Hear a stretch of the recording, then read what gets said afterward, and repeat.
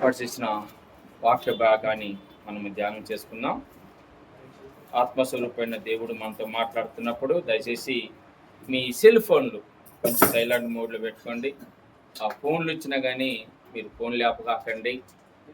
మీరు దేవుని యొక్క సన్నిధిలో పరిపూర్ణంగా దేవుని సన్నిధిలో ఉంటే అది మీకెంతో ఆశీర్వాదకరంగా దీవెనకరంగా ఉంటుంది. దేవుని స్తోత్రం. హల్లెలూయా. ఈరోజు మనం ధ్యానించబోయే వాక్యము అపోస్తలుడైన పౌలు గలతీయులకు రాసిన పత్రిక 3వ అధ్యాయము 13-14 వచనములు. గలతీయులకు రాసిన పత్రిక 3వ అధ్యాయము 13-14. మన మధ్యలో ఉన్న సుష్మ ముందుకు వచ్చి ఈ యొక్క వాక్యాన్ని చదవాల్సిందిగా ప్రభుపేట మనం చేసుకుంటున్నాం. 3వ అధ్యాయము 13-14 వచనములు.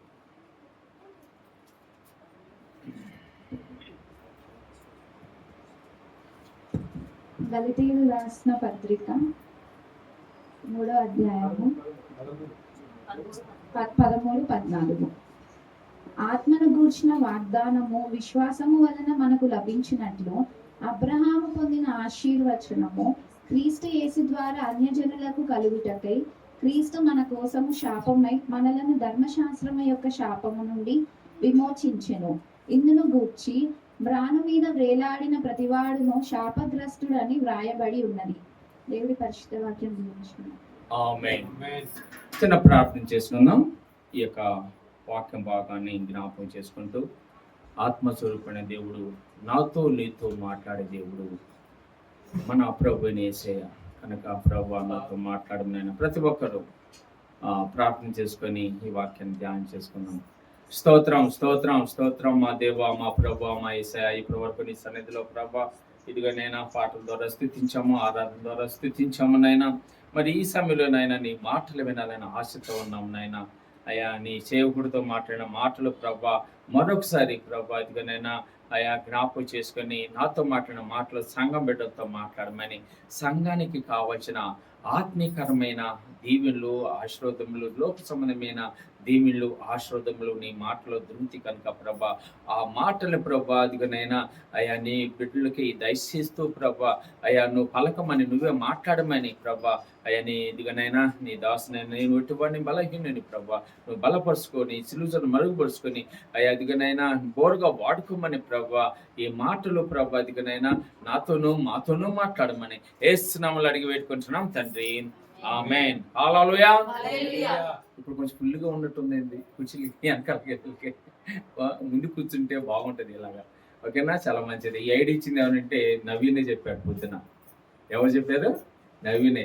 తాత అందరూ వెనకాల పోతున్నారు ముందు కుర్చీలో ఉంటేనే, దయచేసి అందరం ముందు కూర్చోమని చెప్పని నవీనే నాకు గైడింగ్స్ ఇచ్చాడు. Thank you Naveen. Thank you అమ్మా, మీరు విన్నందుకు చాలా మంచిది. ప్రియమైన దేవుని బిడ్డలారా, మరి ఎంతో సంతోషకరమైన దినములో మనం ఉన్నాం. హల్లెలూయా. చాలా మందికి సంతోషం ఉందో లేదో తెలియదు కానీ, ఎందుకంటే ఒకనొక సమయంలో నేను క్రిస్మస్ పండుగ అంటే చాలా భయపడేవాడిని. ఎందుకంటే బట్టలు కొనుక్కోవాలి, డబ్బులు ఉంటే కాదు, అప్పు ఎవరిస్తారా అనేది ఉండేది. కానీ ఇప్పుడు దేవుడు ఆ భయాన్ని తీసేసాడు. ఆమేన్. హల్లెలూయా. అప్పుడు నేను నామకార్థ క్రైస్తవుడిగా ఉన్నాను. దేవుల పరిపూర్ణత లేదు, కానీ పండగ మాత్రం చేసేవాడిని. పండగ క్రైస్తవులుగా ఉండే జీవితంలో. సరే, ఏదైనప్పటికీ ఇప్పుడే దేవుని బిడ్డలారా, ఈ సంతోషకరమైన దినములు ఈ డిసెంబర్ మాసం 2 విధాలుగా మనం అనుభవిస్తూ ఉంటాం. ఒకటేమో ఈ యొక్క 2025 సంవత్సరం చివరి మాసం. మరి ఇప్పటి వరకు దేవుడు మనని కాపాడుకున్నాడు. ఇంకా కొన్ని రోజుల తర్వాత క్రొత్త సంవత్సరం మన జీవితంలో మనకి దయచేయబోతున్నాడు. ఆ విధంగానే క్రిస్మస్ ఆ సంతోషం మన జీవితంలో ఉన్నది. దేవునికి స్తోత్రం. హల్లెలూయా. క్రిస్మస్ యొక్క సంతోషాన్ని మనం అనుభవించుకుంటూ ఈ యొక్క నెలంతా మనం ముందుకు సాగుతూ ఉంటాం. హల్లెలూయా. కనుక ఈరోజు అంశం ఏంటంటే క్రిస్మస్ లో ఉన్న ఆశీర్వాదము. ఇది 1వ భాగము. 2వ భాగం దేవుడి చిత్తం అయితే దేవుడు నన్ను సజీవ లెక్కలో ఉంచితే వచ్చే వారం మరొక భాగం మనం ధ్యానం చేసుకుందాం. ఈరోజు క్రిస్మస్లో ఉన్న ఆశీర్వాదం ఏంటి? ఆశీర్వాదము ఏ విధంగా ఉంటుంది అనేది మనము ఒక్కసారి దేవుని యొక్క వాక్యములో తెలుసుకుందాం. ప్రియ దేవుని బిడ్డలారా, మనమందరమే ఎవరు అంటే దేవుని బిడ్డలమి. హల్లెలూయా. మనమందరం ఎవరమ్మా? దేవుని పిల్లలమే మనం. అది నేను చెప్పే మాట కాదు, దేవుని యొక్క వాక్యం చెప్తున్న మాట. ఎందుకంటే దేవుడు మన్నే దేవుని బిడ్డలుగా ఏర్పాటు చేసుకున్నాడు. యాక్చువల్గా ఈ లోకము సంబంధంగా మనం జ్ఞాపకం చేసుకుంటే మనుషులు దేవుని పిల్లలు కాదు. మనుషులందరూ దేవుని పిల్లలు కాదు. ఎప్పుడు దేవుని పిల్లలు అయినా మనము దేవుడు ఏర్పాటు చేసుకోవటం వల్ల. హల్లెలూయా.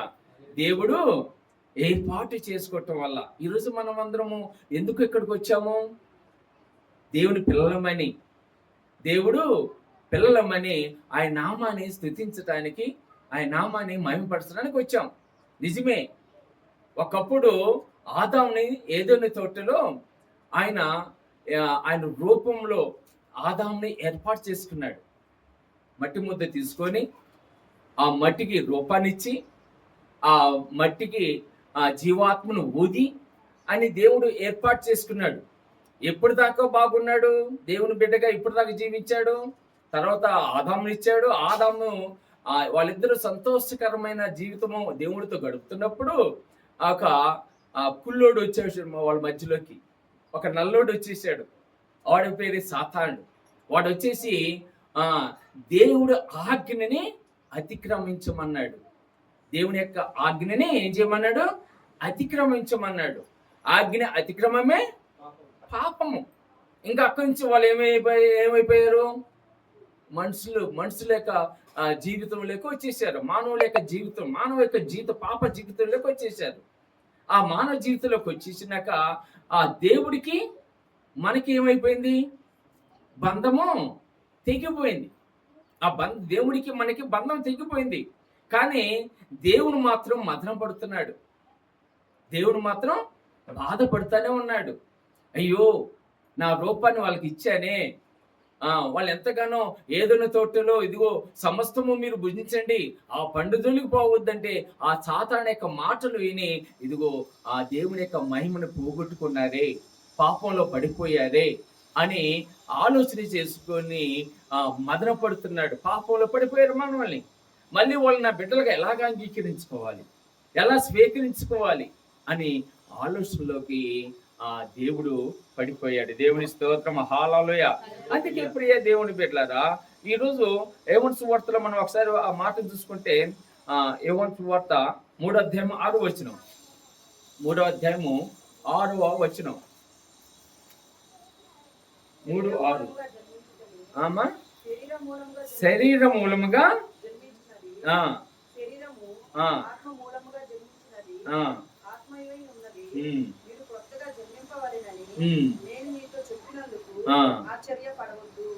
దేవుని స్తోత్రం, హల్లెలూయా. చూడండి 6వ వచనంలో 3వ అధ్యాయము 6వ వచనంలో శరీర మూలముగా జన్మించినది శరీరమును.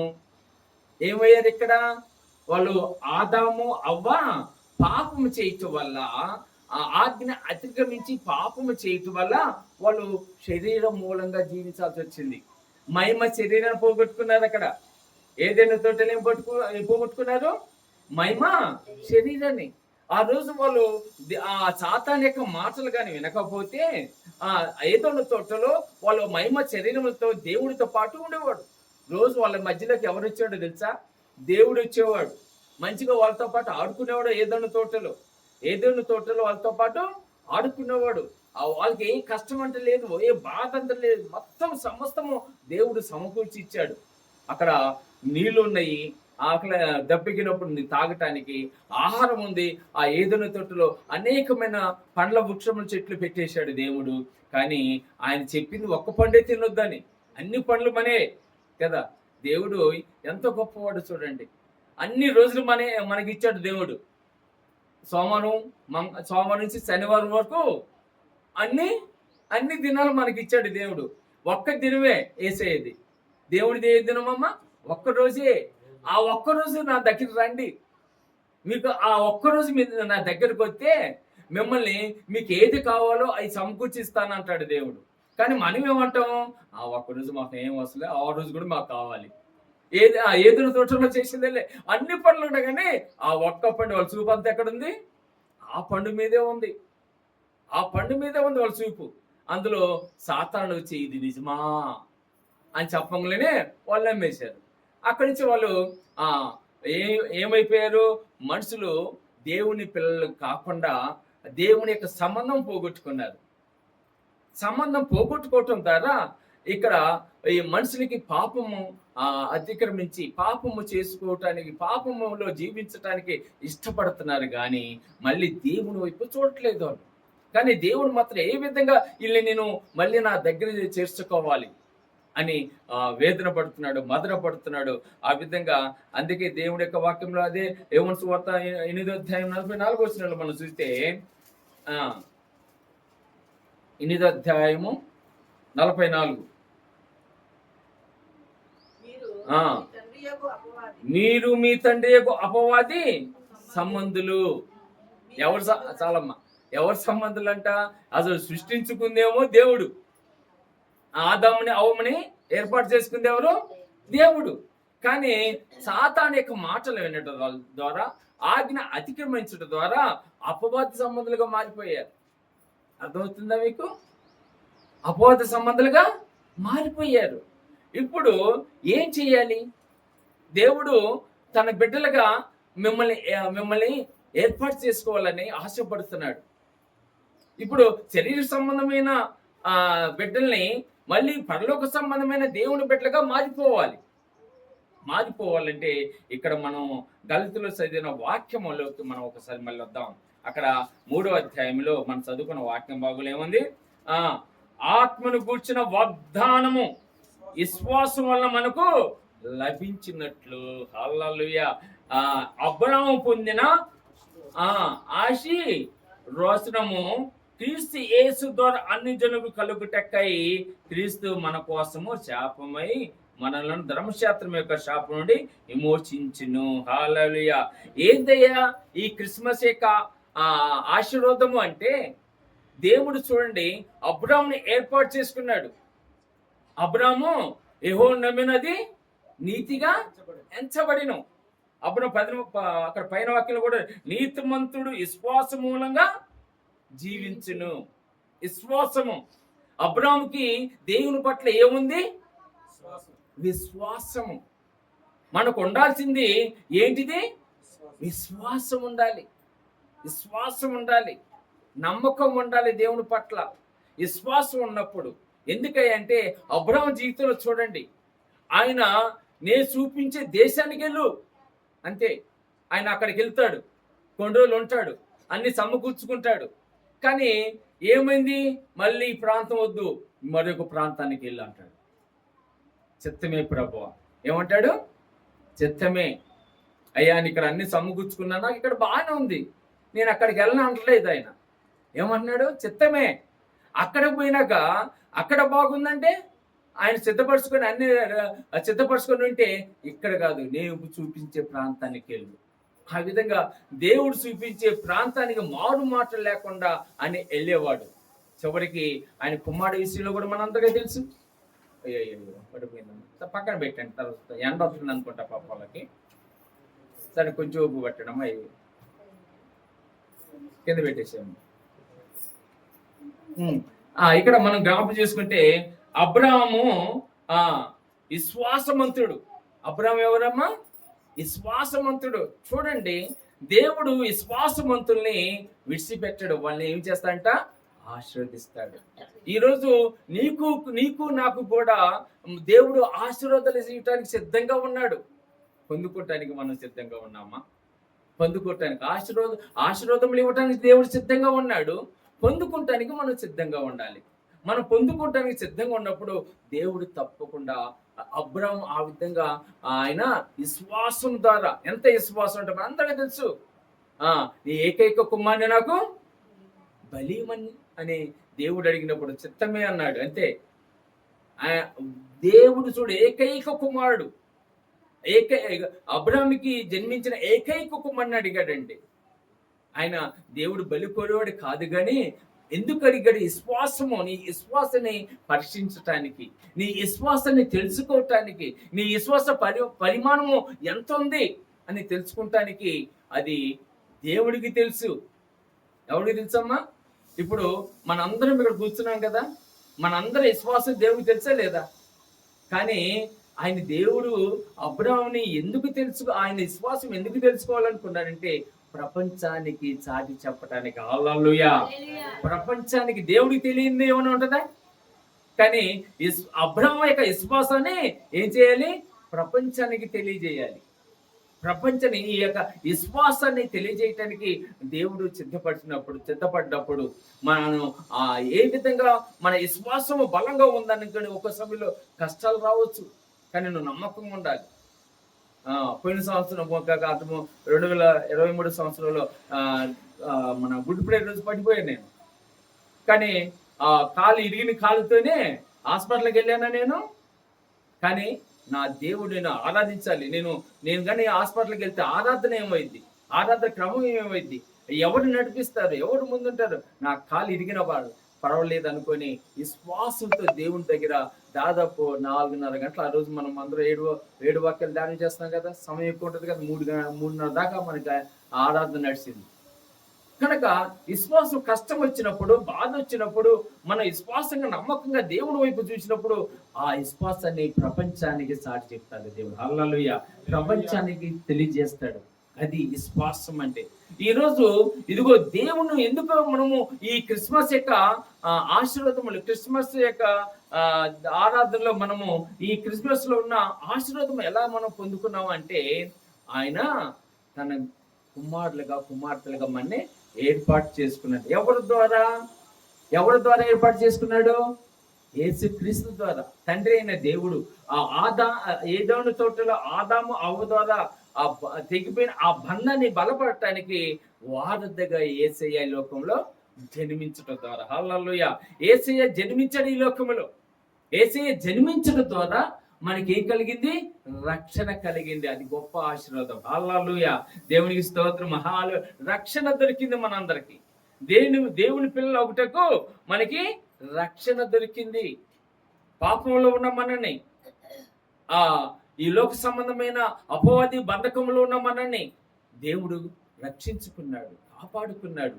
ఈరోజు ఆ దేవుణ్ణి తెలుసుకున్నాం మనం.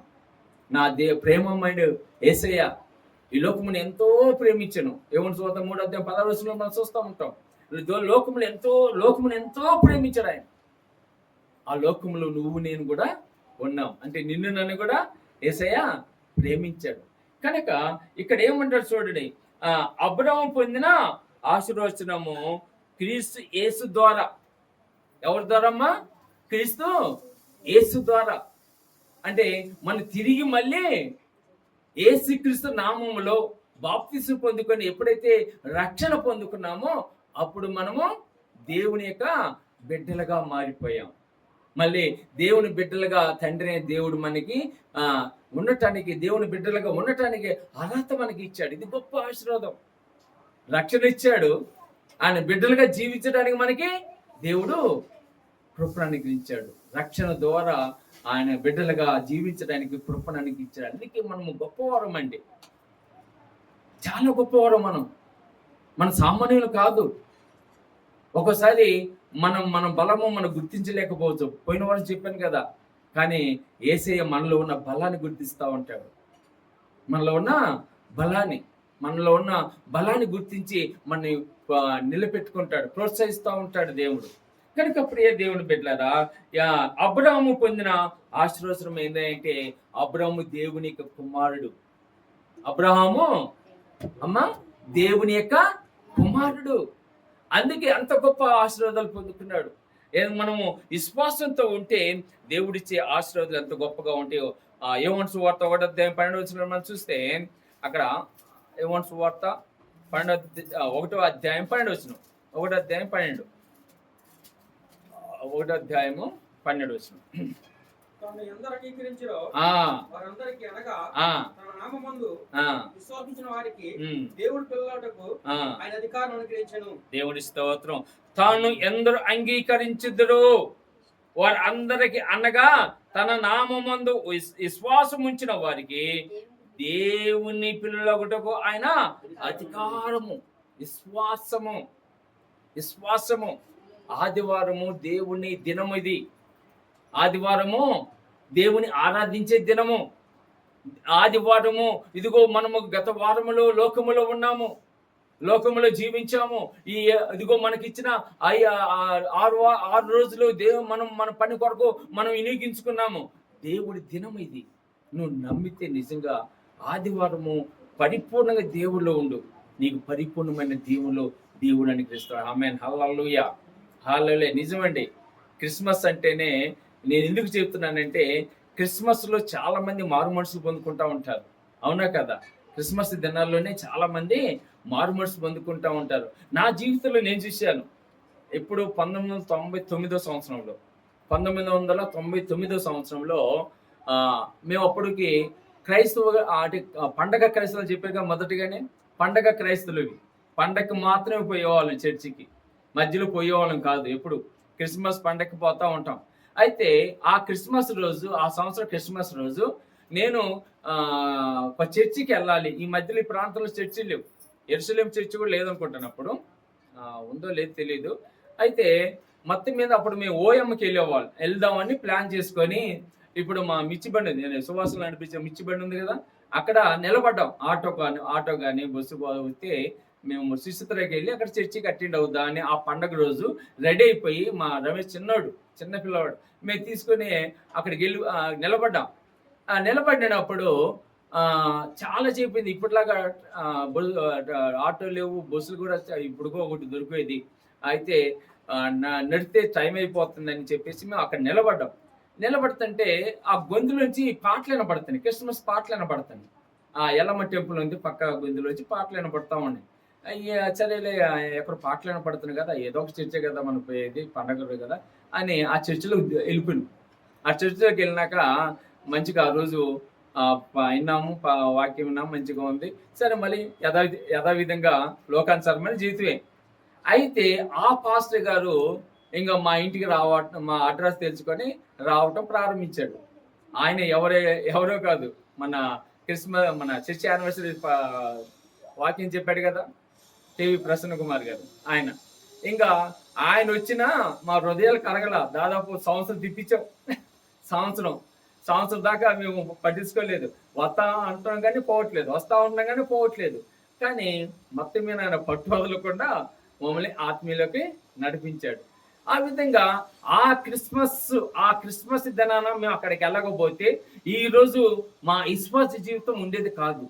అందుకే క్రిస్మస్ అనగా ఆశీర్వాదం అంటున్నాను నేను. ఎందుకంటే ఇది నిజమైన ఆశీర్వాదం. రక్షణ దొరికింది నాకు ఆ రోజు.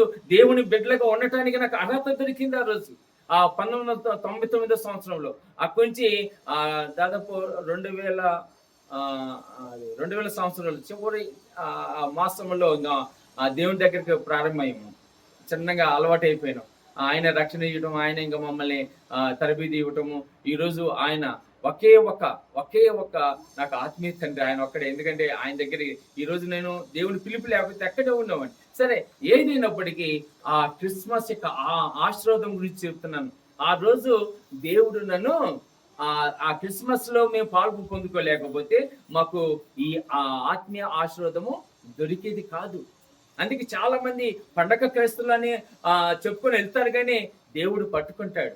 నన్ను పట్టుకున్న దేవుడు నమ్మదైన దేవుడు. హల్లెలూయా హల్లెలూయా. ఇక్కడ ఏమంటున్నాడు చూడండి, తాను ఎందరు అంగీకరించుదురో వాళ్ళందరికీ, హల్లెలూయా, ఎందరు అంగీకరించాలి మనం దేవుణ్ణి. యేసుని ఏం చేయాలమ్మా? అంగీకరించాలి. నా కొరకు యేసయ్య ఆయన మౌనతమైన సింహాసనం వదిలిపెట్టాడు. ధవళవర్ణ సింహాసనం అంటది. అక్కడ ఆయన ఆ సింహాసనంలో కూర్చుంటే గత శుక్రవారం రోజు వాక్యం పంచుకున్నాం. దేని గురించి పంచుకున్నాం మమత? శుక్రవారం రోజు వాక్యం పంచుకున్నాం కదా.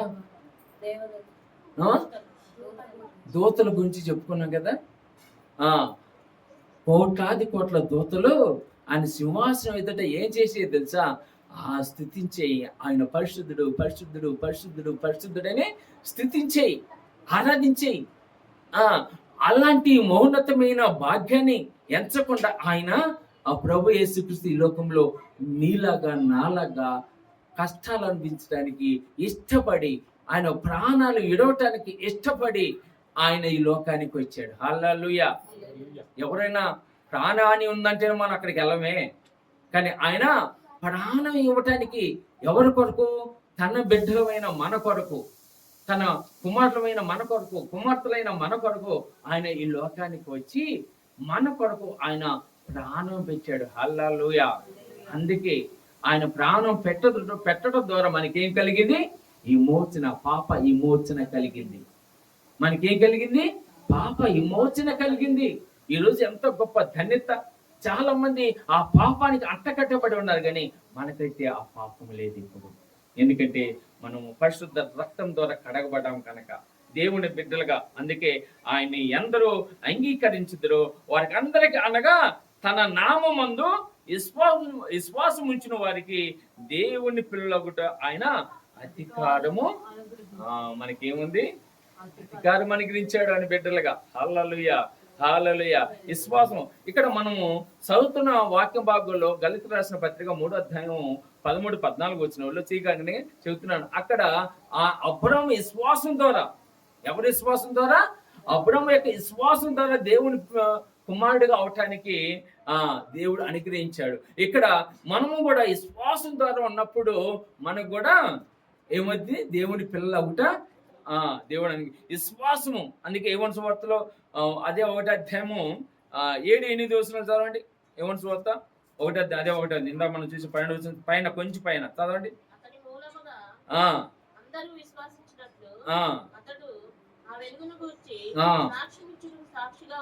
హల్లెలూయా. ఇక్కడ ఎవరు మాట్లాడుతున్నారు? ఈ మాట ఎవరు మాట్లాడుతున్నారు? బాప్తిస్మం ఇచ్చే యోహాను మాట్లాడుతున్నాడు. యోహాను ఏమని మాట్లాడుతున్నాడంటే చూడండి, అతని మూలముగా అందరూ విశ్వాసించినట్లు అతడు తన వెలుగును గూర్చి, ఆ వెలుగును గూర్చి సాక్ష్యం ఇచ్చుటకు సాక్షిగా వచ్చాను. ఆ వెలుగును గూర్చి. హల్లెలూయా. ఆ వెలుగు, విశ్వాసం ఉన్న వాళ్ళకి ఆ వెలుగును అనుగ్రహిస్తాడు దేవుడు. వెలుగు అనుగ్రహిస్తాడంటే యేసయ్యే నీ జీవితంలో ఉంటాడు, యేసయ్యే నీ కుటుంబంలో ఉంటాడు, యేసయ్యే నీ గృహంలో ఉన్నప్పుడు సంతోషం. హల్లెలూయా, హల్లెలూయా. క్రిస్మస్ నీకేం తీసుకొచ్చిందంటే గొప్ప ఆశీర్వాదము. యేసయ్య జన్మించడం ద్వారా, యేసు ప్రభు జన్మించడం ద్వారా యేసయ్య పిల్లలు అవుటకు దేవుడు నీకు కృపను అనుగ్రహించాడు. హల్లెలూయా. అతడు ఆ వెలుగై ఉండలేదు, కానీ ఆ వెలుగును గూర్చి సాక్ష్యం ఇచ్చుటకు అతడు వచ్చెను. అతడు వెలుగై ఉండలేదంట. ఎవరైనా యోహాను వెలుగై ఉండలేదు, కానీ ఆయన వెలుగు ఎవరైతే ఆయనకి వెలుగును అనుగ్రహించాడో ఆ వెలుగును గూర్చి, యేసయ్యను గూర్చి సాక్ష్యం ఇవ్వటానికి ఆయన జ్ఞాపకం చేసుకుంటున్నాడు. ఆ వెలుగును గూర్చి సాక్ష్యము అతడు వచ్చాను. సాక్ష్యము ఇవ్వటానికి అతను విశ్వాసము ద్వారా మనము సాక్షిగా ఉన్నప్పుడు దేవుడు మనని తన బిడ్డలుగా సాక్షిగా ఉండాలి. దేవునికి సాక్షిగా మనం నిలబడాలి. దేవునికి అవమానకరంగా ఉండకూడదు మన జీవితము. దేవునికి సాక్షిగా ఉండాలి. దేవుని మహిమపరిచిన బిడ్డలుగా, దేవుని ఏర్పాటు చేసే బిడ్డలుగా మనం ఉన్నప్పుడు ఈ లోకంలో ఒక సాక్షిగా ఉండాలి మనం. అదే ఇక్కడ ఆ బాప్తిస్మం యోహాను చెప్తున్నాడు, ఇదిగో సాక్ష్యం ఇచ్చుటకు నేను వచ్చాను, విశ్వాసం ద్వారా సాక్ష్యం ఇవ్వటానికి వచ్చానని చెప్తున్నాడు. అదే యోహాను సువార్త 2వ అధ్యాయం 23వ వచనంలో మనం ఒకసారి ఆ మాటను జ్ఞాపకం చేసుకుంటే, ఆయన పస్కా సమయమున యెరూషలేములో ఉండగా ఆ పండుగలో అనేకులు ఆయన చేసిన సూచక్రియలు చూసి ఆయన నామమునందు విశ్వాసం ఉంచిరి. ఆయన చేసిన సూచక క్రియలు, అద్భుత క్రియలు, ఆశ్చర్య కార్యములు మన జీవితంలో ఎన్నో జరిగిస్తాడు. హల్లెలూయా. మన జీవితంలో ఆశ్చర్య కార్యం జరిగించేది ఆయనే. కానీ ఎప్పుడు? నువ్వు విశ్వాసం ఉంచినప్పుడు. అబ్రహాము వలె విశ్వాసం ఉంచినప్పుడు. నమ్మకం పెట్టినప్పుడు కదా. పోయిన వారం చర్చి ఫుల్ అయిపోయింది, ఈ వారం చాలా మంది రాలేకపోయారు. అంటే వాళ్ళ విశ్వాసం ఏంటి? ఒకసారి ఆలోచించేయండి. విశ్వాసం ప్రతి వారము దేవుడి సన్నిధికి వచ్చి అది నిజమైన విశ్వాసం, అది నిజమైన దేవుడి సన్నిధికి అన్ని వదిలిపెట్టేయాలి దేవుడి కొరకు. ఆయన పరలోకాన్ని వదిలిపెట్టి వచ్చిన దేవుడు మన కొరకు ఈ లోకానికి మనం రక్షించుకోవటానికి, మన పాప శాపము నుండి కాపాడుకోవటానికి వచ్చిన దేవుడు నమ్మదగిన దేవుడు కదా. మరి అలాంటి దేవునికి మనం వారానికి ఒక్కరోజు ఇవ్వలేమా? వారానికి ఒక్కరోజు స్తుతించలేమా? దేవునికి అలాగా నువ్వు దేవునికి కృపలో ఉంటే దేవుడు క్రీస్తు నిన్ను తన మాటల ద్వారా దేవుని పిల్లలుగా అవటానికి, విశ్వాసం ద్వారా దేవుని పిల్లలు అవటానికి దేవుడు ఇష్టపడుతూ ఉంటాడు. హల్లెలూయా, హల్లెలూయా.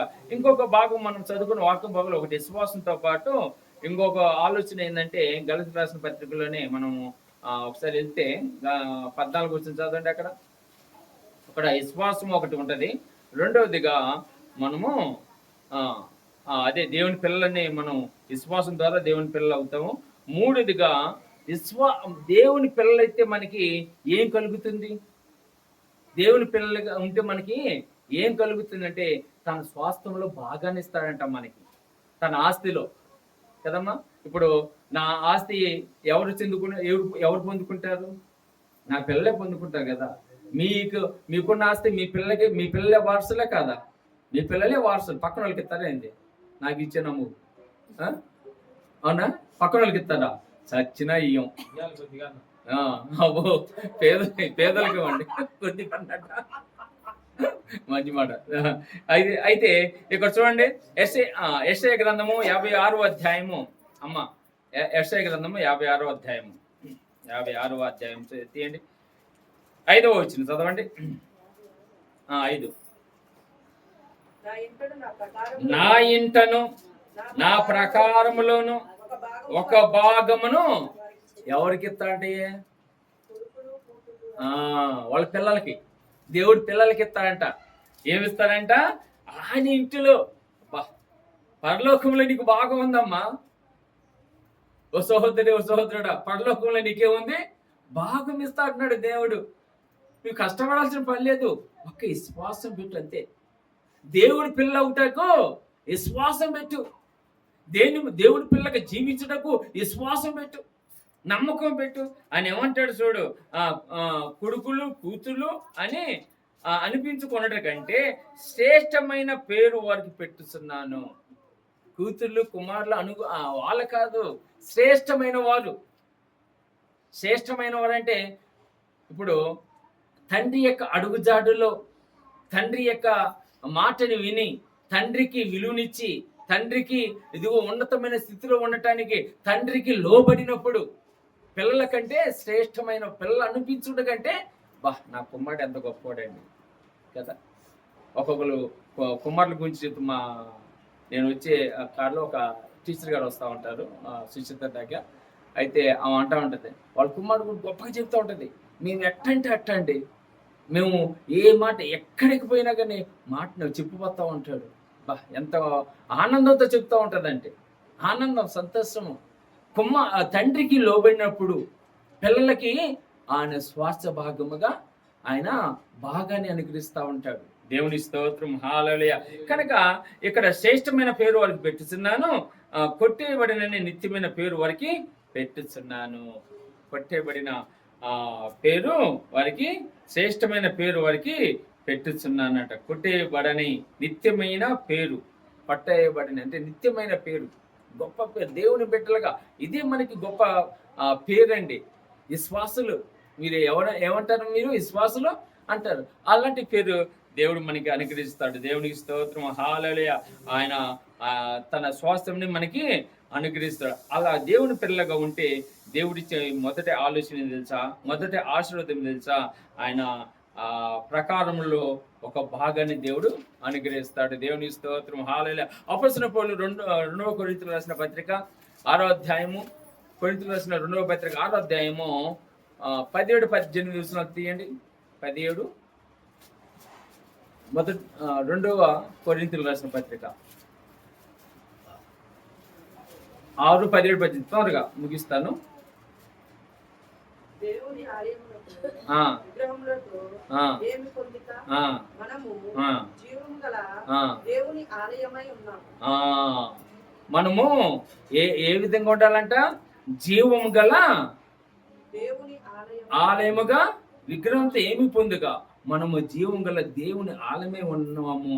అందుకు దేవుడు ఇలాగూ సెలవిస్తున్నారు. మనం ఎవరంటే దేవుడి యొక్క ఆలయము, అంటే మనం ప్రత్యేకించబడిన వారిని, పరిశుద్ధులమి. దేవుని ఆలయం అంటే ఏందమ్మా?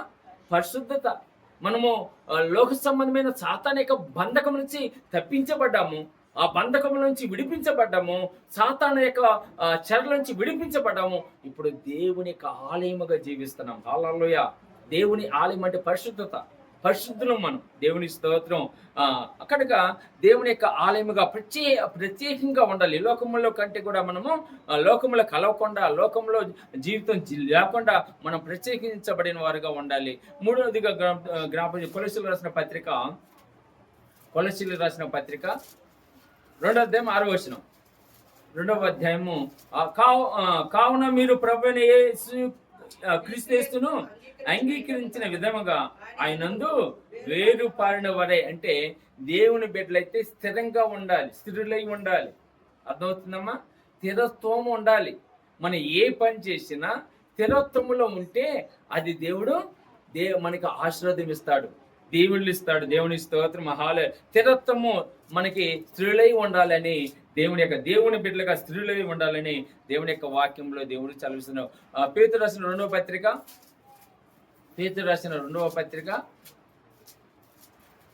1వ అధ్యాయము 4వ వచనం.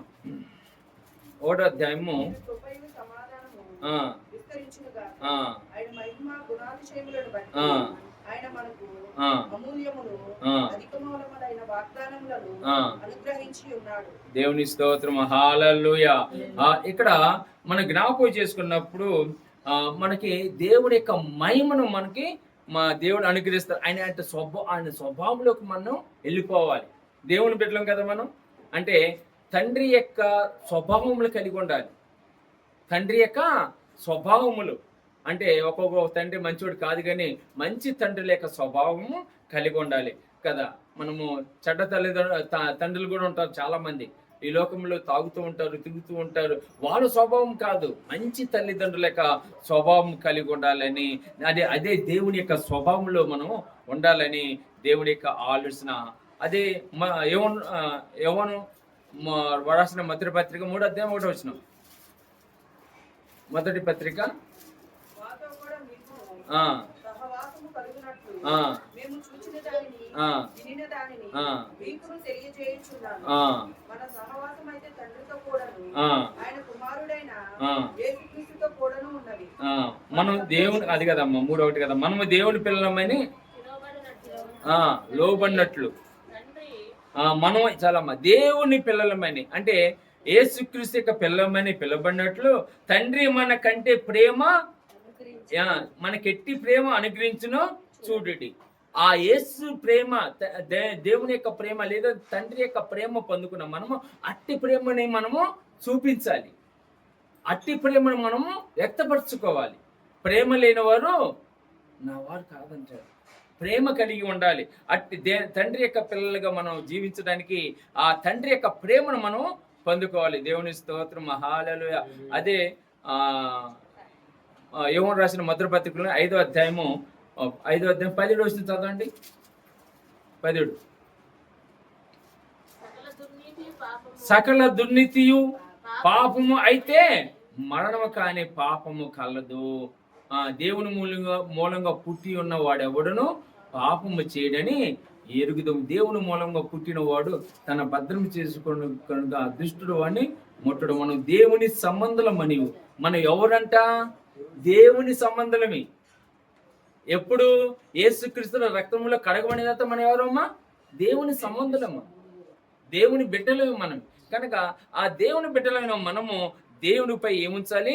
విశ్వాసం ఉంచాలి. దేవుని స్తోత్రం. హల్లెలూయా, హల్లెలూయా. లాస్ట్ గా ఒక వాక్యం చెప్పి ముగిస్తాను. యోహాను రాసిన 3వ పత్రిక 1వ అధ్యాయం 4వ వచనం. 2వ పత్రిక తర్వాత ఉంటుంది చూడండి పక్క పేజీలోనే. 1వ అధ్యాయం 4వ వచనం. అమ్మా నా పిల్లలు అనుసరించి సత్యమును అనుసరించి నడుచుకున్నానే వినటి కంటే నాకు ఎక్కువైన సంతోషము కలదు. చూడండి, నా పిల్లలు సత్యం అనుసరించి నడుచుకుంటున్నారని వినుట కంటే నాకు ఎక్కువైన సంతోషం లేదు. దేవుడు చెప్తున్న మాట అండి, నా పిల్లలు సత్యమని. మనం దేవుళ్ళు ఎప్పుడైతే పరిపూర్ణంగా జీవిస్తూ నడుచుకుంటామో అప్పుడు దేవుడు మనం చూసి సంతోషపడతాడంట. దేవుడు సంతోషపరిచే బిడ్డలుగా ఉండాలి. ఈరోజు ఇది గొప్ప క్రిస్మస్ యొక్క ఆశీర్వాదం ఏంటంటే దేవుని పిల్లలు అయ్యాం. మనము దేవుని పిల్లలుగా నడుచుకున్నప్పుడు అప్పుడు మనకి నిజమైన ఆశీర్వాదాలు దేవుడు అనుగ్రహిస్తాడు. దేవునికి స్తోత్రం. దేవుని బిడ్డలరా, యేసుక్రీస్తు ఈ లోకానికి రావడం ద్వారా రక్షణ పొందుకున్న నువ్వు నేను దేవుని కొరకు మనం జీవించడం నేర్చుకోవాలి. విశ్వాసములో మన ప్రయాణం ఉండాలి. విశ్వాసంతో మనం ముందుకు సాగుతూ ఉండాలి. ఈ అబ్రహాముకున్న విశ్వాసము మనకు ఉండాలి. ఆ విశ్వాసాన్ని బట్టి మనము దేవుని పిల్లలమని తీర్చబడతాము. ఆ విధంగా నువ్వు ఉన్నప్పుడు క్రిస్మస్ యొక్క ఆశీర్వాదం ఏం తెలుసా? రక్షణ మనకు అనుగ్రహించాడు. ఆమేన్, హల్లెలూయా. దేవుడు మనకి ఏమి ఇచ్చాడు? రక్షణ అనుగ్రహించాడు. ఆ రక్షణలో మనం ముందుకు సాగుతూ ఇంకా ఇంకా ఇంకా ప్రతి దినము, నేను అంటుకునే ఈ డిసెంబర్ మాసమే కాదు, నేనైతే ప్రతిరోజు నాకు ఒక క్రిస్మస్సే. హల్లెలూయా.